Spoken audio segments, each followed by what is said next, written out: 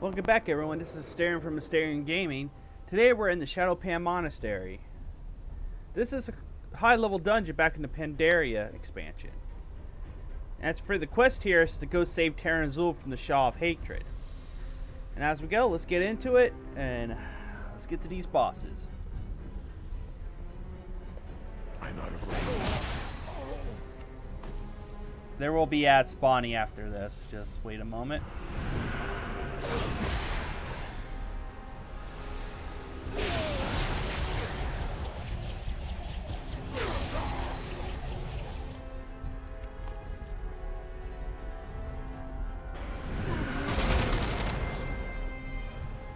After this room, you're right at the first boss.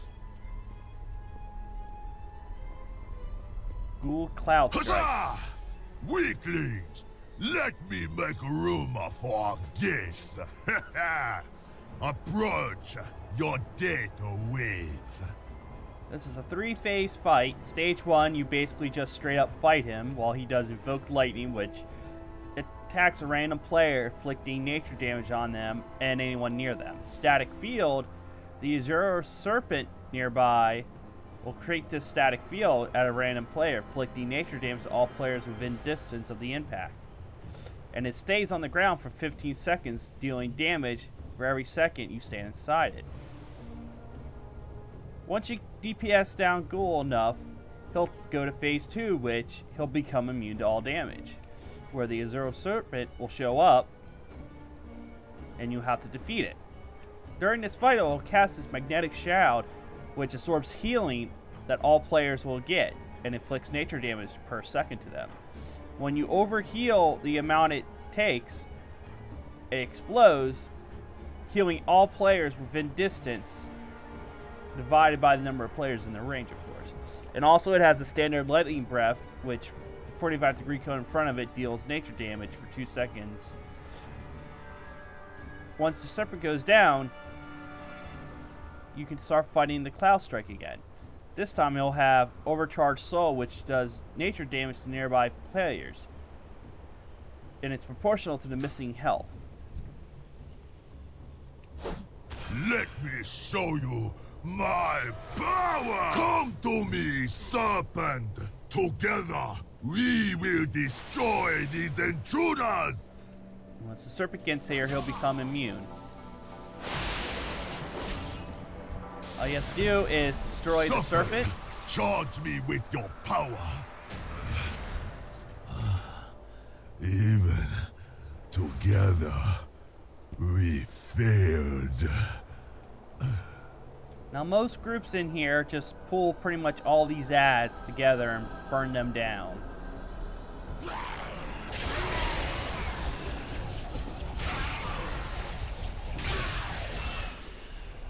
Now, as you see, there's a group out here. You don't actually have to fight them.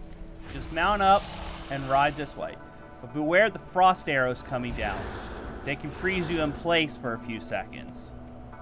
In order to get the archers to disappear, all you have to do is get to this door here.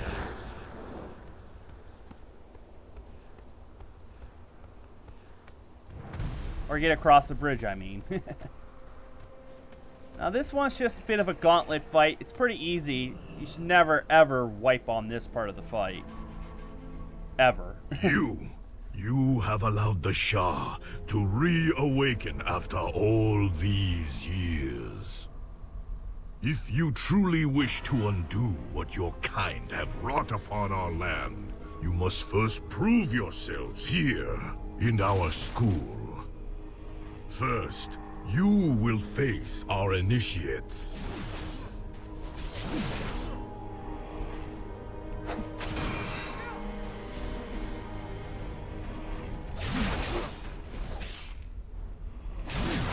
Where one falls, another will rise to take their place.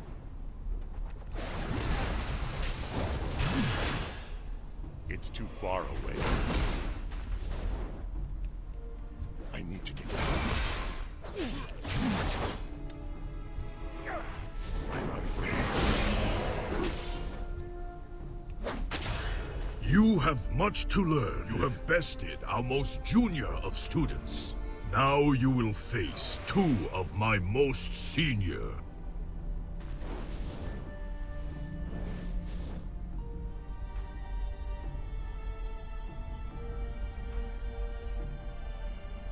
Flying Snow, Fragrant Lotus, step forward. You have bested my prize students.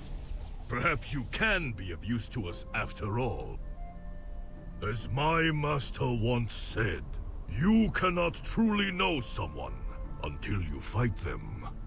And as you can see, Come forward, jump back in there. so that we may be properly introduced. He's the next boss. Master Snowdrift. He has 3 phases. Phase 1 is basically straight up fighting him. During the time he'll do Fist of Fury, which he'll strike numerous times, and the fist damage does fire damage to any player in front of him. Just basically don't stay in front of him while he's doing this. Tornado Kick is he'll start spinning in the room there and kick anyone within range away from him. And it does physical damage, so it's best just to wait it out. Phase 2, he'll basically split in to 3 different spots. Here, here, and there. You have to figure out which one's the real one and start attacking them. Or just destroy all the ones you see until you find the right one. During that time, there will be balls of fire moving in a triangular direction. Basically this way, straight this way, and going this way. After you get him to the point, he'll go back to the center and you go phase 3, which is basically straight up fighting him again. But he'll still do Tornado Slam, which he'll basically chase down a player, and if he catches him, you lose 30% of your maximum health as physical damage. Now his parry stance is pretty important. He'll go into a defensive posture. Any attacks made towards him will cause them to miss, and he will retaliate, causing physical damage to you. Very well then, outsiders. Let us see your true strength. And then when you defeat him, you actually get the quest to take out the Shaw of Violence.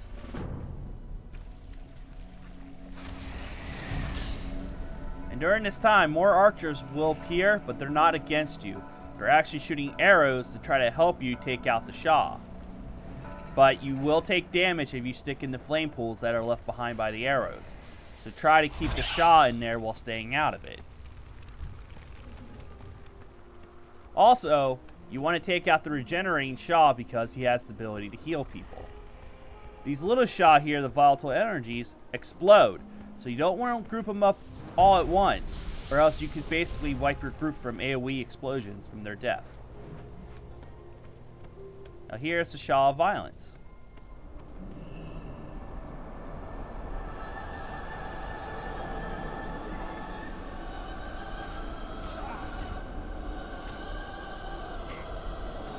While he's fighting them, let's get into here.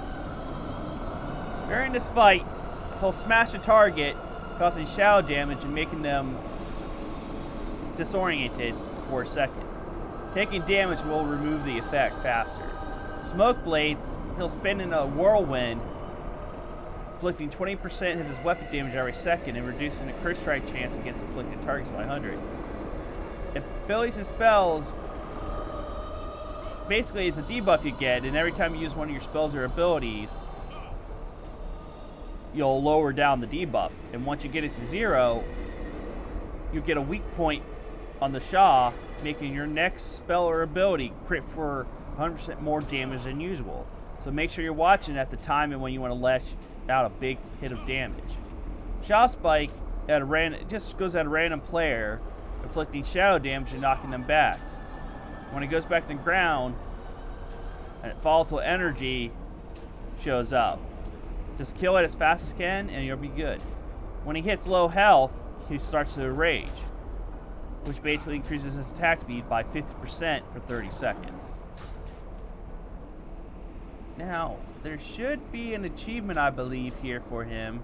I just gotta find where it is. Ah, this should be it right here. I will not be caged again. The Shadow Pan could not stop me. Neither shall you. As you can see, smoke blades activate.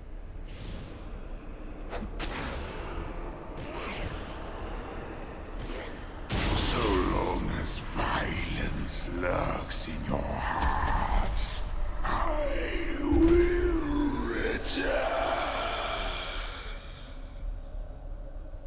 Now these fights are unique coming up. In order to actually kill these mobs, since they cannot be killed, you have to perform a purification rite on the body floating in air.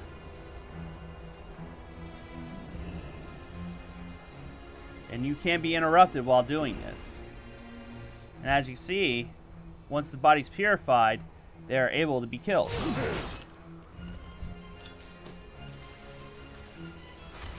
As for the orbs, they just cause shadow damage if you stand in them.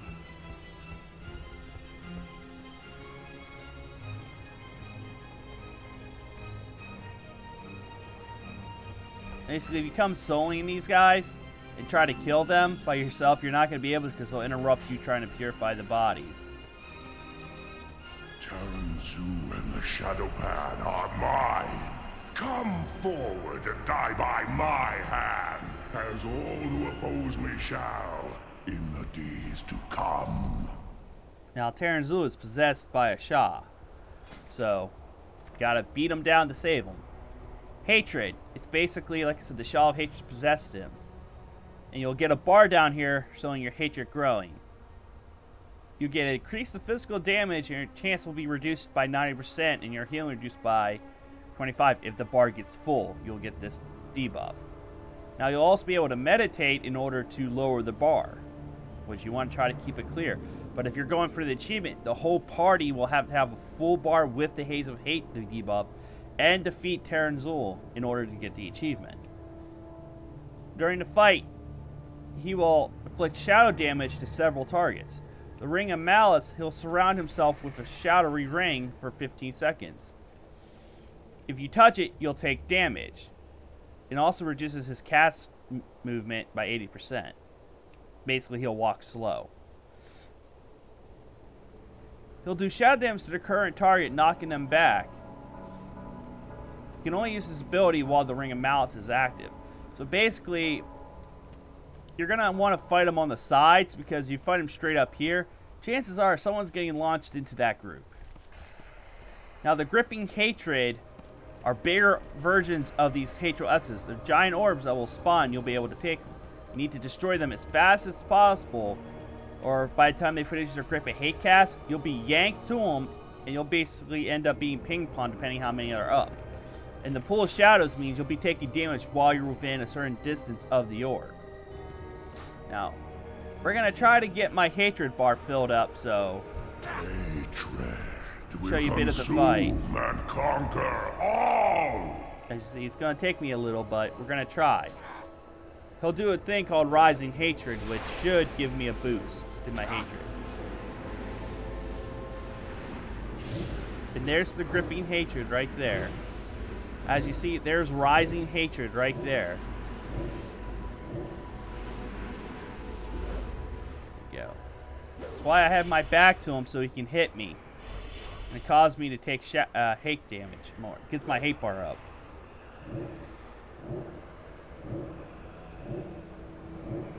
Due to my high level, unfortunately, it's going to take a minute to get it up there. But I want to show you that's how the achievement's done. It just doesn't help that I'm getting ping pong.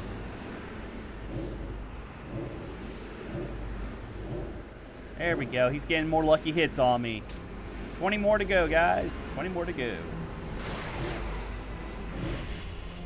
And you see, these things spawn in pretty decently. That's why you want to burn them down as fast as possible, or you'll end up getting pulled everywhere. Now, as you can see, I have Haze of Hate, which, look at my screen.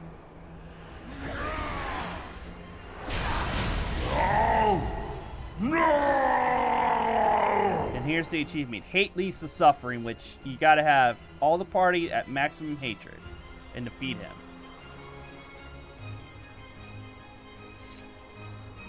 The Shah of Hatred has fled my body. And the monastery as well.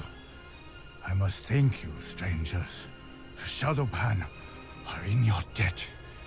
Now, there is much work to be done. As you can see, your quest givers were right here at the end, and your loot. So, well, guys, this has been a Staring from Stereo Gaming. Asking you to please like and subscribe, and to go out and check my Twitter channel, my Twitch channel. I'm sorry, Twitch. I also do have a Twitter as well if you want to go on there and follow me. But until then, I will see you guys in the next video.